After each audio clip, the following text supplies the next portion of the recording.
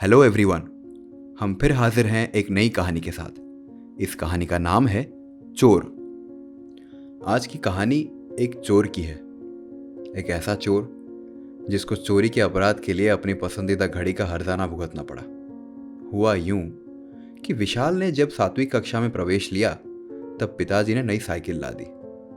अब वो उसी साइकिल से घर से स्कूल जाना आना करता था। क्योंकि उसकी कक्षा के बाकी बच्चे 6वीं से ही साइकिल पर जाना आना करते थे, इसी कारण से विशाल को कुछ रोज अकेले ही घर आना पड़ा। सबका अपना अपना ग्रुप बना हुआ था और आम तौर पर उन दिनों कोई ऐसे ही किसी को अपने ग्रुप में शामिल नहीं करता था।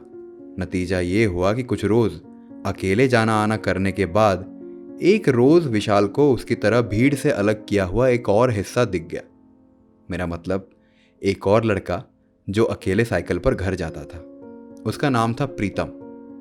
प्रीतम इसीलिए अकेला नहीं था कि उसे किसी ग्रुप में शामिल नहीं किया, बल्कि वो अपने आप को किसी ऐसे ग्रुप का हिस्सा नहीं मानता था। बहुत अलग ख्याल थे उसके। जब विशाल ने उसे अकेले जाने का कारण पूछा तो उसने कहा, भाई भीड़ में बकरे जाते हैं, अपन तो शेर है।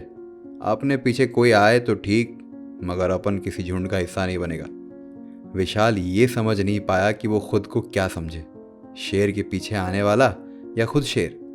खैर, धीरे धीरे दोनों की दोस्ती बढ़ने लगी। अब 7 रोज हो चुके थे। वो लोग हर रोज बात करते करते घूमते फिरते घर पहुंचते थे। घर वालों ने एक बात नोटिस की कि अब विशाल देर से घर आने लगा है। उन्होंने कारण पूछा तो विशाल ने बताया कि अब स्कूल की छुट्टी देर से होती है, क्योंकि एक्स्ट्रा करिकुलर एक्टिविटी करने वाले बच्चे स्कूल छुट्टी होने के बाद देर तक रुकते हैं और अभ्यास करते हैं। लेकिन असल मुद्दा ये था कि अब वो प्रीतम के साथ घूम फिर कर आराम से घर आता था। इसी बीच एक दिन विशाल के पिताजी को कहीं से एक सस्ती सी घड़ी मिली जिसका मूल्य महज 50 रुपए होगा।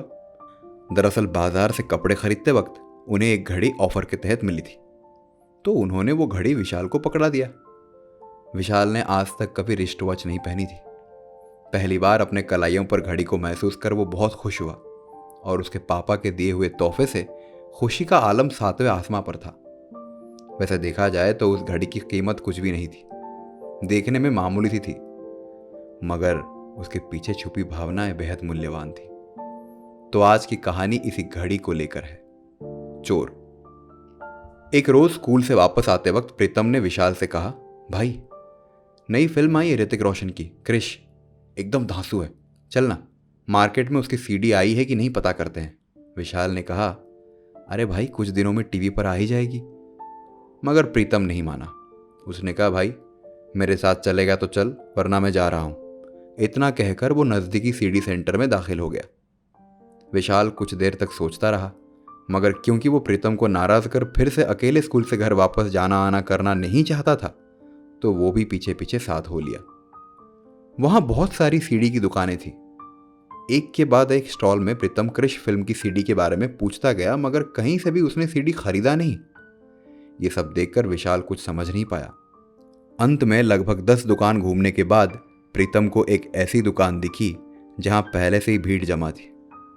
वो वहीं घुस गया। विशाल भी पीछे पीछे गया। प्रीतम का मंसूबा साफ था। वो सीडी टेपने गया था। भीड़ का फायदा उठाकर एक पीस उठाकर चुपचाप अपने बैग में रखकर चल देने का इरादा था उसका। शायद ये काम वो बहुत बार कर चुका था, और क्योंकि स्कूल के कपड़ों में था तो किसी का उस पर शक करने का तो कोई सवाल ही नहीं उठता। उसने ठीक वैसे ही किया। दुकानदार जब बाकी ग्राहकों के साथ व्यस्त था तब उसने एक सीडी टाप ली और चुपचाप निकल गया। ये सब देख विशाल हक्का बक्का हो गया। उसे समझ आ रहा था कि ये गलत है, मगर वो कुछ कर नहीं पा रहा था। उल्टा डर के मारे अपने चेहरे की भावनाओं से ही बयां करे जा रहा था कि अब वो पकड़े जाने वाला है। हिम्मत करके कुछ देर बाद जब वो पलटा, ठीक उसके पलटते ही दुकानदार ने उसे बुला लिया। उसके पैरों के नीचे से जमीन खिसक गई। दुकानदार बड़ा शातिर था। ऐसा लगा जैसे वो सीडी के गायब होने का इंतजार कर रहा था। उसने जब सीडी के बारे में पूछा तो विशाल ने कहा कि उसके पास नहीं है, और यहीं दुकानदार ने उसे धर दबोचा। उसने कहा, मुझे पता है तुम दोनों में से ही किसी एक ने सीडी ली है। चुपचाप 30 रुपए दे और जा, वरना पुलिस बुला लूंगा। विशाल डर गया। शायद थोड़ी देर बाद रो ही देता कि इतने में दुकानदार की नज़र पड़ी विशाल की घड़ी पर। उसने कहा, क्या हुआ, पैसे नहीं है? चल अपनी घड़ी छोड़कर जा, जब सीटी वापस करेगा तब घड़ी मिलेगी।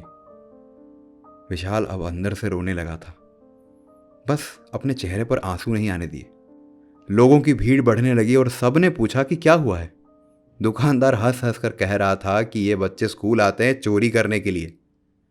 उसने इस लज्जा से बचने के लिए तुरंत घड़ी उतार कर दे दी और वहां से निकल गया। बाहर आकर देखा तो प्रीतम गायब। रास्ते भर घर पहुंचने तक उसे अपने पिताजी का वो चेहरा याद आया जब उन्होंने उसे वो घड़ी दी थी। घर पहुंचा और चुपचाप अपने आप को एक कमरे में बंद कर रोने लगा। जी भर के रोने के बाद उसने तय किया कि अगली रोज प्रीतम से सीडी लेकर वापस कर आएगा। अब उसे वो घड़ी चाहिए थी और किसी भी कीमत पर। अगली रोज जब वो स्कूल गया तो प्रीतम नहीं आया हुआ था। उसे अब कुछ नहीं सूझा। उसके पास एक सिक्के जमा करने वाला गुल्लक था जिसमें वो घर आए हर रिश्तेदारों से एक एक रुपए मांगकर जमा करता था। अंत में उसे वो तोड़ना पड़ा। उसे कुल 48 रुपए निकले। उन रुपयों को लेकर अगले रोज स्कूल से वापस आते वक्त वो उस सीडी की दुकान में पहुंच गया। मगर ये क्या, वो दुकानदार जिसने उसे रंगे हाथों पकड़ा था वो वहां था ही नहीं। उसका बड़ा भाई था दुकान पर। कुछ देर विशाल खामोश रहकर सोचता रहा कि आखिर कहे तो क्या कहे और कैसे।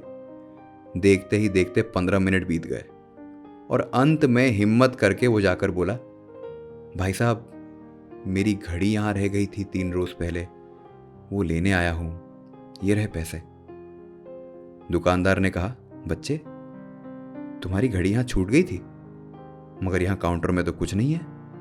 विशाल ने कहा, उस रोज आपके भाई थे शायद, एक बार उनसे पूछिए ना। दुकानदार ने कहा, हाँ पूछता हूं, मगर आप पैसे क्यों दे रहे हो? आपकी अपनी घड़ी के लिए आप पैसे दे रहे हो? तभी पीछे दुकान पर काम करने वाले लड़के ने कहा, भैया जी, 2 बच्चे आए थे 3 दिन पहले, एक क्रिश की सीडी टाप कर चल दिए। जिसने ली वो तो निकल गया, मगर ये पकड़ा गया। दुकानदार के तेवर बदल गए। उसने विशाल की ओर देखा और कहा, अच्छा तो चोर हो, जाओ सीडी रखो अपने पास, कोई घड़ी वड़ी नहीं है। इससे पहले कि वो कुछ और पूछता या बोलता, वो वहां से निकल आया और बाहर अपने साइकिल के पास खड़े होकर जोर जोर से रोने लगा।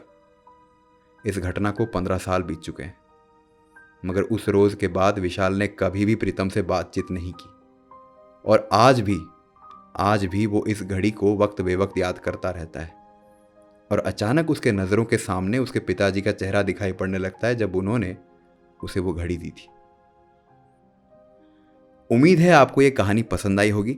हम फिर मिलेंगे एक नई कहानी के साथ। तब तक के लिए स्वस्थ रहिए, व्यस्त रहिए और मस्त रहिए।